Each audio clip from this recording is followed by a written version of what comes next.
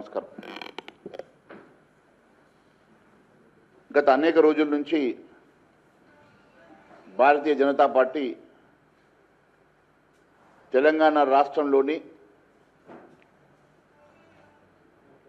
22A నిషేధిత జాబితా కింద లక్షల ఎకరాల భూమి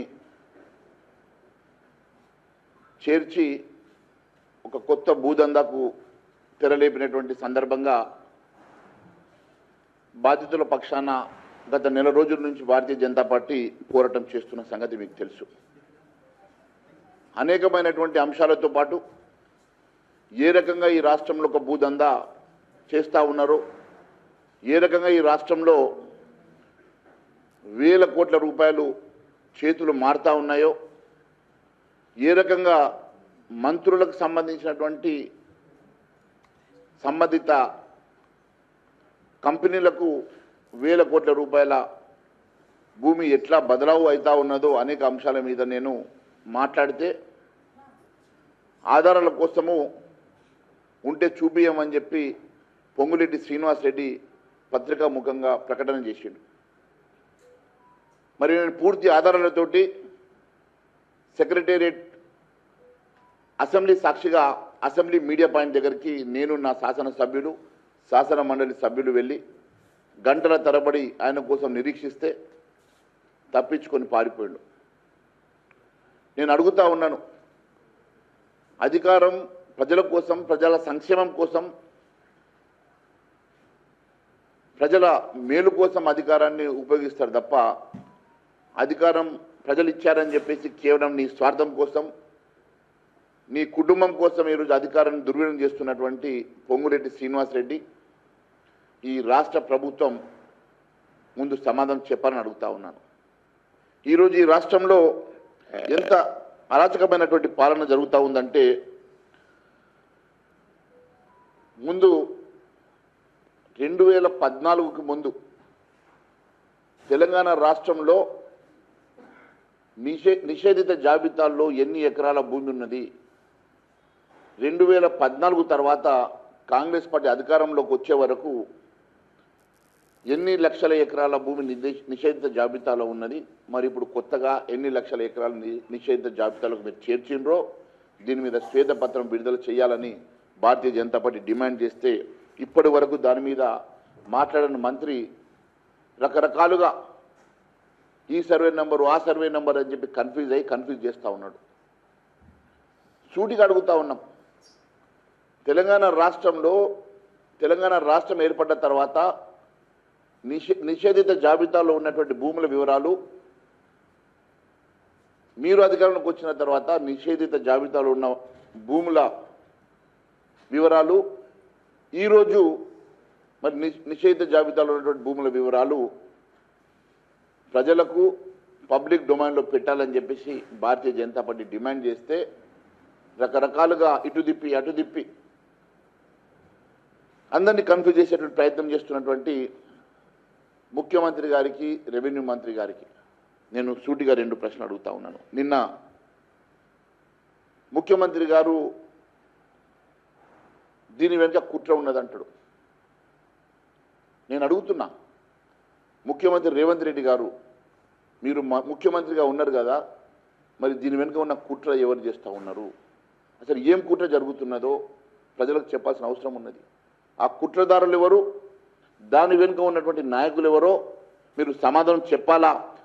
అవసరమైతే నిజంగానే ఈరోజు ప్రజలకు సంబంధించిన లక్షల కోట్ల రూపాయల విలువ చేసే భూములు, ఆస్తులు ఎవరో కుట్రదారుల ద్వారా నిషేధిత జాబితాలో చేరుస్తే దాని మీద ఎంక్వైరీ పెట్టాల్సిన బాధ్యత మీ మీద లేదని అడుగుతున్నా. మరొకవేళ నిజంగా కుట్రే జరిగితే ఆ కుట్రదారులు ఎవరో తేల్చండి. మీతో పాటు ఇంకొక మంత్రి కూడా అన్నాడు, కోమటిరెడ్డి వెంకటరెడ్డి, భువనగిరి నియోజకవర్గంలో దాదాపు 42,000 ఎకరాల భూమి నిషేధిత జాబితాల్లో చేర్చబడింది. దానికి మా ఎమ్మెల్యే గారు నా దగ్గరకు వచ్చిండ్రు, నేను ముఖ్యమంత్రి నోటీస్కి తీసుకెళ్తే ఇప్పటిదాకా సమాధానం చెప్పలేదు అంటున్నాడు కదా, దానికి సమాధానం చెప్పండి. మరి నిజంగా కుట్ర జరిగితే ఈరోజు లక్షల ఎకరాల భూమి నిషేధిత జాబితాలో చేరితే ఎందుకు మీరు నిష్పక్షపాతంగా దీని మీద ఎంక్వైరీ పెట్టి నిర్దిష్టమైనటువంటి ఒక ఎంక్వైరీ పెట్టి కుట్రదారుని బయట తీయడంలో ఎవరు అడ్డుకుంటా ఉన్నారు? ఎందుకోసం ఆ కుట్రను బహిర్గతం చేస్తలేరు? దీనికి ముఖ్యమంత్రి గారు సమాధానం చెప్పాలి. ఒక స్టేట్మెంట్ ఇచ్చి తప్పించుకుందామంటే కుదరదు. ప్రజాస్వామ్యంలో ప్రజల చేత ఎన్నుకోబడ్డ ప్రజాప్రతినిధులుగా మీ మీద అభియోగం వచ్చినప్పుడు దాన్ని తేటతెల్లం చేసుకోవాలి. ఈరోజు అధికారంలో ఉండి నువ్వే కుట్ర జరిగిందంటే ఇంతకన్నా బాధాకరం ఇంకొకటి లేదు. మరి నిజంగా దీని మీద కుట్ర జరిగితే దీని మీద ఒక సిట్టింగ్ జడ్జితో ఎంక్వైరీ చేపిస్తారా? సిబిఐకి ఇస్తారా? ఒక హౌస్ కమిటీ వేస్తారా?